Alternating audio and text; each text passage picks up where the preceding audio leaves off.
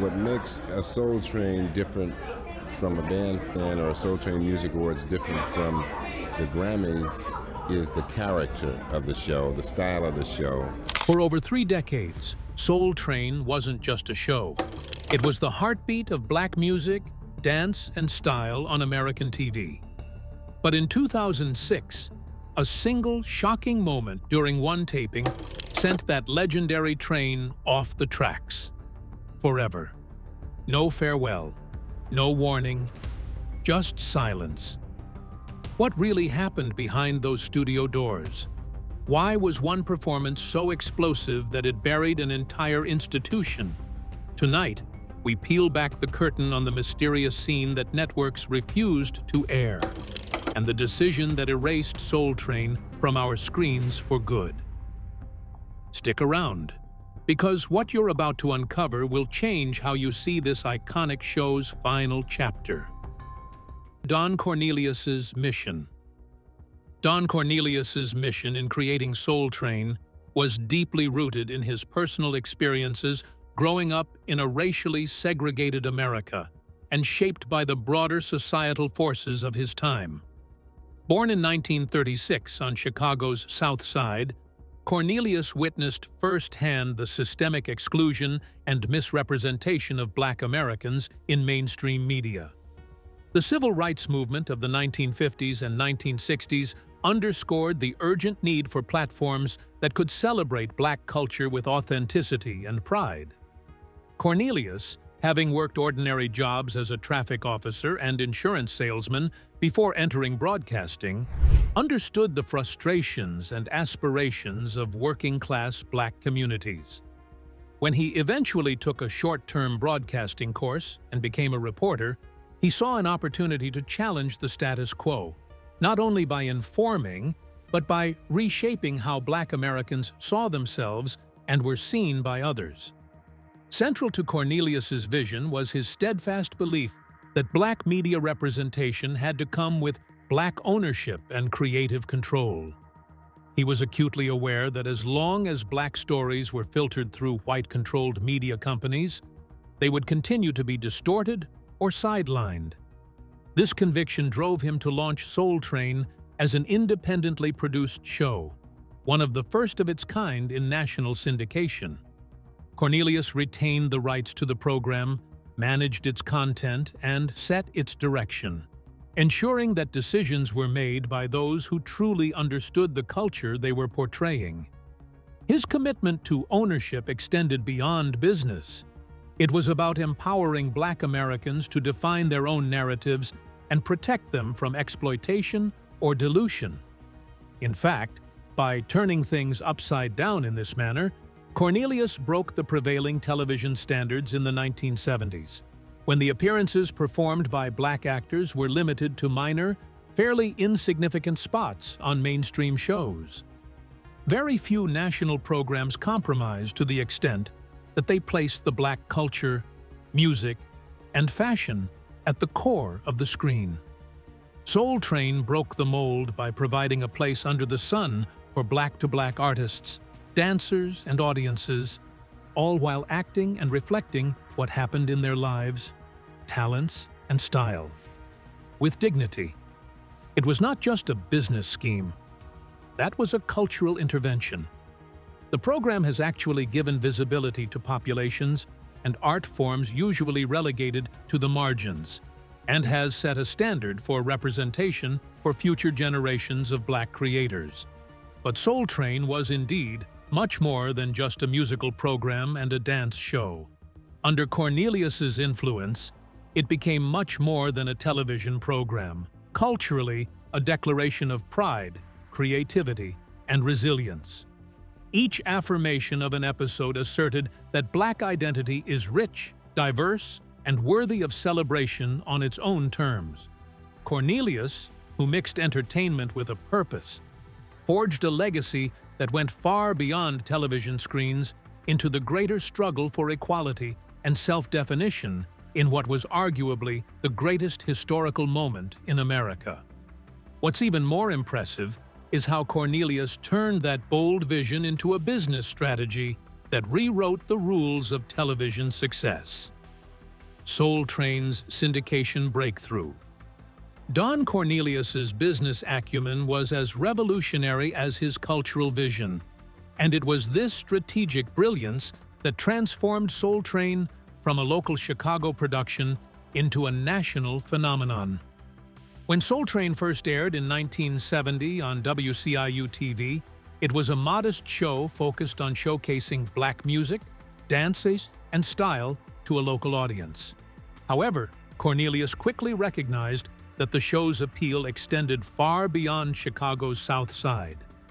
Rather than seek backing from one of the major networks, which could have compromised his control, Cornelius chose the path of syndication, selling the show directly to local stations around the country. This model allowed Soul Train to bypass the traditional gatekeepers of television and spread organically, station by station, to markets eager for fresh, authentic black programming. By October 1971, Soul Train was airing nationwide, a remarkable achievement for a show produced outside of the established network system. Cornelius, being in command of procuring the sponsorships that suited the purpose of the show and its target audience, was one of the driving forces behind its successful expansion. An early, major partnership was forged with the Johnson Products Company, a black-owned manufacturer of hair care products. Johnson Products recognized the cultural significance of Soul Train and determined that it offered the perfect opportunity for reaching black consumers nationwide in their living rooms. Cornelius was also able to get sponsorships from big names such as Sears, who understood the black audience's buying power that had not been targeted by national advertising for a long time. These sponsorships gave Soul Train financial stability to grow while retaining its independence and cultural integrity. Cornelius ensured that the advertisers would respect the show rather than try to refashion it for broader, less specific purposes. The fact that Cornelius decided to go the route of targeting the black consumer markets was no longer only smart business, and it was nothing short of revolutionary for the advertising in television. Once, all that advertisers knew about black consumers was based on stereotypes. They did not know the kind of variety and sophisticated nuances that came with their preferences. They could realize this only when Soul Train proved that programming by black people, for black people, could draw audiences and do well for sponsors. All this added visibility fact urged brands to create campaigns aimed right at the black audience, and the good reshaping of advertisement strategies in the nation's capital. Of course, his entire brand would be established, but Cornelius also opened doors for future black media entrepreneurs and creators who would seek avenues of economic empowerment through programming that is targeted and culturally respectful.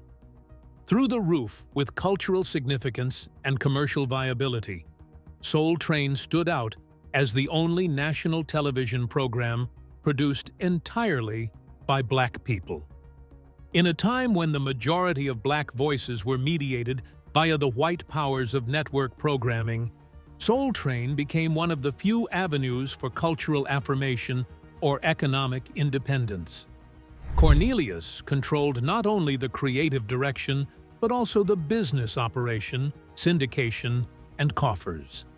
That was unprecedented autonomy, and it served as a clarion call for generations to come to be black media professionals. Soul Train was more than a showcase for music and dance. It was a symbol of what can happen when ownership and vision come together to serve a community on its own terms. The democratization of dance. The Soul Train line was one of the most iconic and beloved elements of Soul Train, and it served as a powerful symbol of the democratization of dance. Unlike other television shows that featured only professional dancers or highly choreographed routines, the Soul Train line gave everyday people a chance to shine on national television. Participants formed two lines facing each other, and one by one, dancers would strut down the middle, showing off their unique moves. This format blurred the line between performer and audience, allowing anyone, regardless of background, training, or fame, to become the star of the moment. It created a space where personal expression and creativity were celebrated, and where dancers could command the spotlight purely through their style, confidence, and originality. That Soul Train line had far-reaching effects beyond television, influencing, to all practical purposes, American and beyond dancing. The very idea of normal people showing up to strut their stuff inspired many dance contests in schools and community centers and clubs. It inspired the nature of club dance floors, where improvising formed lines or circles of people taking turns stepping up and performing in front of their peers. This whole idea of participatory dance, the floor belonged to anyone daring enough to get into the spotlight, became ingrained into any society activity and nightlife culture. Even paved the way for future television and video dance competitions to follow. Soul Train drove in the creation of those programs, which inspired all our normal people into performing talent before big crowds. Throughout the long run of the series, the Soul Train line rendered innumerable moments of memory where the unknown turned into stars, however briefly, for the length of a song. Dancers who would have remained nameless outside the studio left lasting impressions on many through their talent and charisma. Some made it big with the likes of Rosie Perez, who danced with Soul Train and went on to be a great choreographer and actress. Others became folkloric or cult favorites with signature moves, outlandish costumes, or unforgettable swank. The Soul Train line's magic lay in the fact that it was a democratized arena, where flair and talent, not fame or credentials, decided who grasped the audience's attention. This, finally said, the Soul Train line is a lot more than just a segment. It shows more individualism and more cultural pride. It stands for what the show represents, the empowerment of Black people through visibility and self-expression. Soul Train is presenting to the everyday people their creativity, which challenges traditional ideas about performing and redefines home ownership. The Soul Train line will stand for inclusivity and the joyous power of dance to bring together, inspire, and elevate. The style code of Black Cool Soul Train was far more than a music and dance showcase. It was a vibrant runway that celebrated Black fashion, style, and individuality at a time when such representation was rare on national television. From its earliest episodes, the show provided an unparalleled platform for Black designers, stylists, and artists to present their work to a wide audience. Dancers and guest performers appeared in everything from custom-made outfits to inventive DIY creations, displaying looks that reflected both personal taste and the creative brilliance of Black fashion communities. These styles often highlighted bold colors, daring silhouettes, and intricate patterns that were largely absent from mainstream media. In doing so, Soul Train gave visibility to talents who might otherwise have remained unseen, offering opportunities for Black creatives to influence popular style at a national level. The fashion display of Soul Train was not merely a reflection of trends, it helped create them. Every week, millions tuned in to view the dancers and artists and assess their attire and looks, which trickled down to street style. Hairstyles such as afros, cornrows, and even jerry curls became socially accepted after being broadcast on the show, while style choices such as platform shoes, bell-bottoms, sequined jumpsuits, and later baggy streetwear steadily came to symbolize the show's cool, confident way of being. The makeup choices, the dramatic eyeshadow, tinted lips, and bright blush also influenced beauty trends uniquely within and beyond the Black community. By providing a stage for these fashion and beauty statements, Soul Train provided a weekly posting of the style guide for what was new, trendy, and wanted across the nation. Soul Train was mainly responsible for introducing Afrocentric and elaborate styles into the mainstream on television. When black fashion was caricatured or suppressed by the mass media, the looks celebrated by Soul Train were considered symbols of African heritage, urban street style, and unapologetic self-expression of Black America. Dashikis, head wraps, beaded jewelry, and African print design fabrics were proudly worn to signify an inherent connection to cultural roots in defense of the Afro mystique. Likewise, the reject even in their disclaimer disco-era extravagances of glitter, metallic fabrics, and gaudy accessories were beautiful and tasteless, ugly. Hence, by way of Soul Train, something that was regularly derisive was actually incorporated in the aspirations. These ridiculous fashions became admired items to cherish and replicate, as opposed to being made a mockery of and shoved into the outer fringes.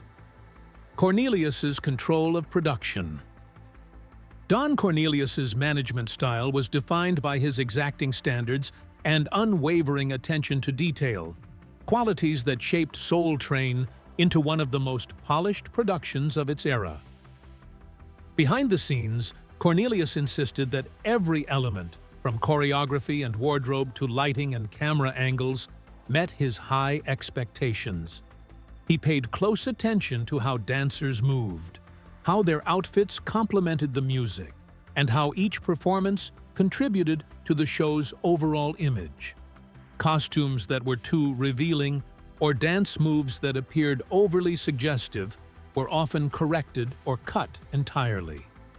Cornelius believed that the integrity of the show depended on maintaining a sense of elegance and dignity, and he was willing to personally intervene in rehearsals and production meetings to ensure that his vision was executed flawlessly. This perfectionism, while instrumental in building Soul Train's reputation, had a mixed impact on the dancers, crew, and creative team. On one hand, it raised the bar for professionalism, giving everyone involved a sense of pride in producing a program that consistently looked and felt top-tier. Many performers learned to refine their stage presence and craft under his watchful eye. On the other hand, Cornelius's tight grip on creative decisions sometimes stifled the artistic freedom of those around him. Dancers who wanted to experiment with edgier moves or contemporary street styles found their choices constrained. Similarly, costume designers and choreographers occasionally felt limited in how far they could push boundaries, knowing that Cornelius would ultimately have the final say on what reached the audience.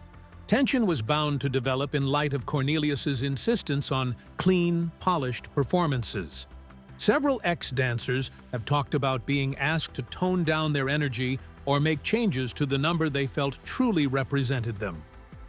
Rosie Perez, among others, spoke of having been told to change choreography that Cornelius deemed too provocative or not in keeping with the show. Crew members and editors occasionally felt the pressure when working to meet Cornelius's high standards on tight deadlines with no room for error. Although such internal frictions were rarely visible from the outside, they helped create a backstage environment in which creative decisions were often balanced against the risk of disapproval from their fastidious ruler. Even in the face of challenges, the management style of Cornelius finally made the professional imprint of Soul Train's internal culture. He strived for perfection, which resulted in the show trying to create an atmosphere of artistic sophistry and production quality, taking pride in the fidelity to how it celebrates Black culture, setting it apart from other music programs. Behind the discipline and the excellence that surrounded Soul Train was Cornelius, whose vision was to sustain the iconic status of the show for more than 3 decades. His leadership, for better or for worse, produced a program into which every frame reflected his vision of that show. A vision critical, indeed, to the legacy of Soul Train. That same unwavering control soon collided with a rising musical force that would test the limits of Cornelius's vision like never before: the hip-hop exclusion. One of the most pivotal and ultimately damaging decisions Don Cornelius made as the creator and leader of Soul Train was his resistance to fully embracing hip-hop as it began to dominate the musical landscape. Cornelius, who built Soul Train as a showcase for positive, polished representations of black music and culture, viewed much of hip-hop, particularly its edgier, more politically charged or explicit subgenres, as incompatible with the values he believed the show should represent. In interviews, he expressed concerns that hip-hop's language, imagery, and themes portrayed aspects of the black community that he did not wish to amplify on national television. While his intentions were to protect the dignity and image of Soul Train, this stance alienated a rapidly growing segment of younger audiences who saw hip-hop not as a threat, but as the future of black expression. Even though Soul Train withdrew fairly much from hip-hop, several other alternative sources continued to explode in popularity, filling the void with fresh, contemporary sounds that beckoned the viewers. Yo! MTV Raps was a pioneering program that made its debut in 1988 with the aim of giving national exposure to hip-hop artists from both ends of the spectrum, that is, to party rappers and politically conscious MCs. Rap City on BET followed, a show on which the new generation of hip-hop stars were showcased. Slightly in content, bore the marks of being so relevant, raw, and exciting to younger audiences. None of these shows ran away from all the sometimes controversial messages that populate hip-hop, thus assuring loyalty for audiences further alienated by the more traditional offerings of Soul Train. In fact, Soul Train cost itself that title by not presenting the leading stars of this period as its show guests. With hip-hop cut out from Soul Train by Cornelius, all that is left is the rapid decline of this show culturally through the decade of the 90s. Soul Train, then, continued to feature R&B, soul, and pop artists from commercial lines, but proved to be more out of sync with the very promising and emerging voice of urban youth. Hip-hop. Ratings dropped and were expected to plummet further, as many younger audiences switched to viewing programs giving them more of what truly relates to their lives and their tastes. Further, even when Soul Train began adopting an inclusion strategy by showcasing a few rap acts in the final years, those were often regarded as too little, too late efforts.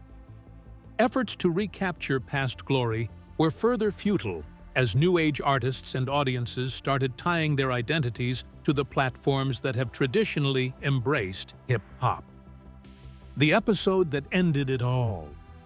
The final taping of Soul Train in 2006 marked a chaotic and symbolic end to a show that had once epitomized professionalism and polish.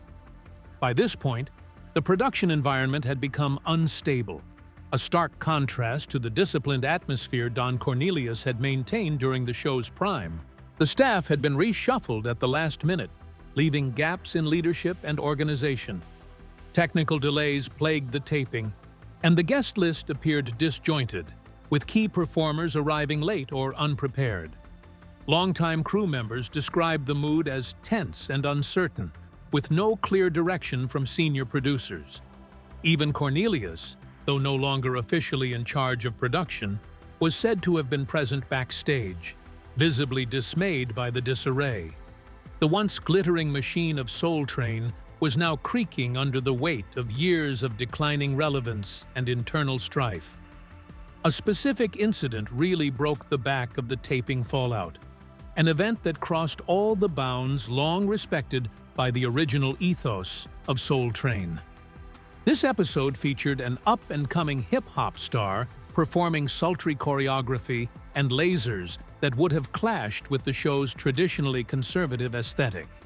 The insiders were saying that the stage show would incorporate costumes, gestures, and set pieces that wouldn't even have been thinkable during Soul Train's early years. This instance caused immediate alarm with Cornelius and senior staff, as they feared it compromised the integrity of the program. Other episodes had tried to modernize with a gradual infusion of more contemporary sounds, but this performance broke the careful balance that Cornelius had for a long time attempted to maintain between innovation and respectability. The fallout from that single episode, which was never aired, was quick and brutal. Cornelius is said to have convened an emergency meeting with show distribution partners, where he expressed his disappointment and suggested remedies. Instead of salvaging the situation, the controversy led key partners, including Tribune Entertainment, to withdraw their support. Now, Soul Train had no national distribution to legitimize production costs or guarantee regular airtime on local affiliates. The affiliates quietly dropping the show and putting any plans for new episodes on indefinite hold was imminent. The footage from that unfortunate taping remained shelved, never shown to the public, and merely whispered among industry insiders and die-hard fans who speculated about its contents. Personal dissent. Post-Soul Train. The end of Soul Train in 2006 was more than just the conclusion of a television program. It marked the beginning of Don Cornelius's personal dissent, as the loss of control over the show deeply impacted his sense of identity and purpose. For more than 3 decades, Soul Train had been a reflection of Cornelius's vision, discipline, and commitment to uplifting Black culture. When that vision unraveled amid declining ratings and the fateful final taping, Cornelius struggled to reconcile the loss. His identity had become so intertwined with Soul Train that its silent collapse felt like a personal failure. And this triggered a profound emotional and psychological toll. The man who had once stood as a symbol of composure and confidence found himself adrift, grappling with the void left behind by a project that had defined his life's work. Cornelius withdrew from the limelight and into isolation. He had not appeared on one of the running television shows or public cultural events, but now would not entertain any interviews and avoided the limelight. His absence was felt especially by those fans who had known him for his warm, quite signature sound. The emotional experience of this sudden end was compounded by the fact that Cornelius never had a chance to say goodbye or achieve closure with the audience. Those who were close to him said that he carried inside a quiet bitterness, which felt that in the end, it had been betrayed by the system that once paid tribute to him but moved on without acknowledging where he stood in its history.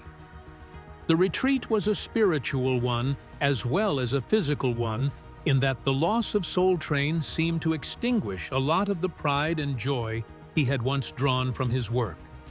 Cornelius's later years were further weighted with personal burdens, adding to his psychological woes. He was arrested in 2008 for domestic violence, drawing a media spectacle that tarnished his public persona. While he stayed out of jail, the incident brought deeper shadows upon his legacy. Health problems dogged him as well, with some reports saying he was in pain after brain surgery many years before. These crushing pressures deepened Cornelius's sense of despair and alienated him from friends, colleagues, and the public.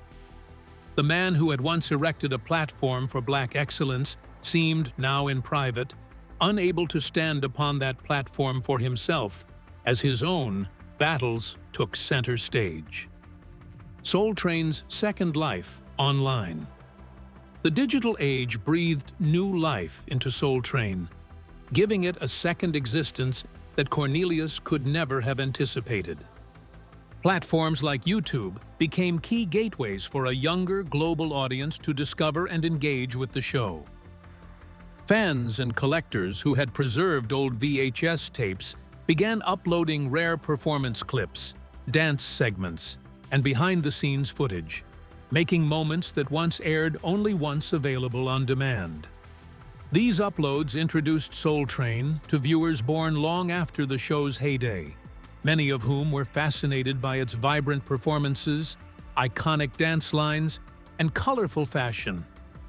The accessibility of this digital archive allowed Soul Train to transcend generations and borders, turning it from a relic of American television into a global cultural touchstone. Social media played a vital role in renewing Soul Train's relevance for contemporary audiences. Viral dance challenges inspired by the famous Soul Train line began circulating on platforms like TikTok, Instagram, and Twitter. Hashtags such as #SoulTrainChallenge encouraged users to recreate the magic of the original line in modern settings, from weddings to community events and virtual gatherings. Even celebrities and contemporary artists joined in, with figures like Lizzo and Anderson .Paak is participating in online tributes that have drawn millions of views. These challenges not only celebrated the show's legacy, but also introduced its spirit of creativity and individuality to people who had never seen the original broadcasts, helping to keep Soul Train's memory fresh and relevant in a rapidly evolving cultural landscape. Soul Train was revived in the digital space through fan-oriented preservation work. Fans painstakingly restored vintage materials, cleaning up audio and video quality to share clips online. Others made their own remixes, combining classic dance segments with modern music, or editing together best-of types of segments that showcased memorable moves, fashion, or performers. These grassroots archivists treated Soul Train not as disposable pop culture, but a precious piece of history worth saving. Remix culture has also granted the opportunity for a new generation of artists to carve their own paths on Soul Train's legacy, lending a discourse that bridges past and present while honoring the original as it remains dynamic and forward for new audiences. That digital rebirth was only the beginning. Soon, major institutions would step in to honor Soul Train in ways the original show never imagined. Soul Train as a cultural artifact. Soul Train is viewed as more than merely a television program, and in recent years, cultural institutions across the country have declared it worthy of preservation. Artifacts from Soul Train have made their way into the collections of the Smithsonian National Museum of African American History and Culture. These include original costumes, set pieces, and promotional materials. Such items make a tactile connection to the history and significance of the show, giving visitors the opportunity to engage with objects that were once representations of pride, innovation, and joy in Black culture. Their inclusion affirms that Soul Train is more than entertainment. It now stands as part of the historical record of African American artistic and social accomplishment. Various archives across the country have also set out to organize and preserve materials concerning the show for future generations to study and appreciate its lasting legacy. Adaptation of Soul Train's tales into more modern portrayals made a major turn via the 2019 BET biopic series American Soul, which was made primarily for audiences very unfamiliar with the Soul Train position, cultural or otherwise. Following Cinqua Walls as Don Cornelius, the series dramatized battle after battle in the transformation and survival of the show through turbulent times. Drawn in parts by fiction and very dramatized, American Soul also touched on the tensions, sacrifices, and triumphs behind the scenes, providing audiences with a sense of both Soul Train's impact and the personal struggles of its creator. And by bringing such stories to life in a modern lens, the series reminded and widened interest in the show for younger audiences to get involved in the legacy with fresh eyes, thereby carrying into memory from nostalgia the intensive debates of Soul Train. Soul Train, a cultural symbol in African America, is studied more and more through its cultural historians in critical terms and in relationship to other national narratives about race, media, and self in America. The case study of Soul Train in terms of Black entrepreneurship, representation, and innovation in culture is now cited in an academic conference, journal article, and panel discussion. Researchers highlight that the program must be considered for recognition along with major Black artistic movements in such spheres as Motown and the Harlem Renaissance, since, through its activities, it has contributed to the creation of national images of Blackism, music, or self-expression. Such a scholarly approach would go beyond public knowledge of the historical importance of the program by dislodging the previous tendencies that have deemed it entertainment only. If this story left you wanting more, hit that like button, drop a comment with your thoughts or memories of Soul Train, and don't forget to subscribe so you never miss the untold truths behind legendary shows. And before you go, click on the next video on your screen. There's plenty more to uncover.